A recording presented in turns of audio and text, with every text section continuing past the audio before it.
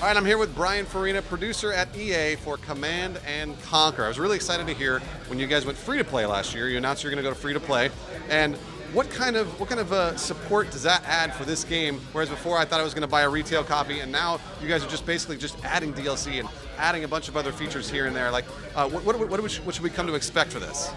Yeah, so the goal behind going free to play was to create Command and Conquer as a service, and by transitioning the game to being a service, it means two main things. The first, that we can continue to expand it and improve it, and the second, sort of by extension or by default, that the game will be supported over a much longer period of time. Sure. I was actually really excited to find out that Frostbite 2 was powering Command and Conquer, because I'm a huge Battlefield 3 fan, and Frostbite 2, the engine, powers Battlefield 3 and now Command and Conquer. So what kind of advantages did you get out of Frostbite 2 for an RTS?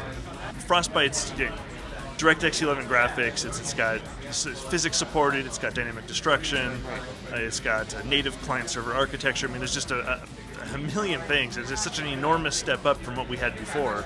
It's just been spectacular what we've been able to do with the game and how far we've been able to come with it.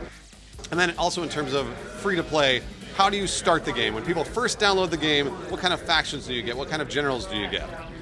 So we're still working on the details of how we want to, approach that. But the idea, the main idea that we have behind monetization is that all of the things that are gameplay impacting, those things are able to be acquired just by playing the game. So we don't want to create a situation where there's really any sort of pay to win. And so, initially maybe some of the options will be limited just because you haven't played or, earned enough to, acquire or expand all of the options available to you, but they're all available to be acquired through that method. Can you give us an overview of the three factions, like the European Union and the Global Liberation Alliance and things like that? Sure. So the European Union, they're, a more high-tech fighting force, slightly more expensive units, a little bit stronger.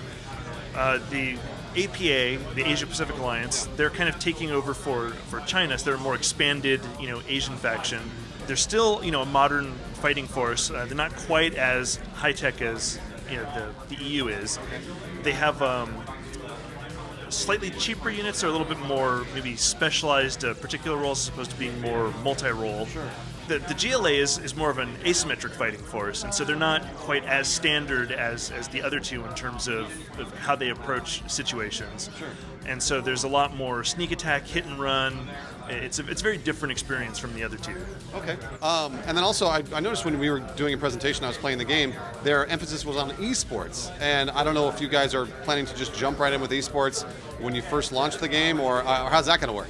Well, I don't know necessarily we're going to jump in right away. I think there's a process by which, esports is a goal for us, but there's, I think there's a process there. I don't think it's something we just say, just stamp, we're an esport day one, and we go, right? Well, I kind of want it to be an esport almost right away, because it's one of those things, again, RTS is, in my opinion, free-to-play RTS would be easy to jump right in and just start playing. So hopefully very soon. Do you have a release date for when actual free-play will start, the service will start?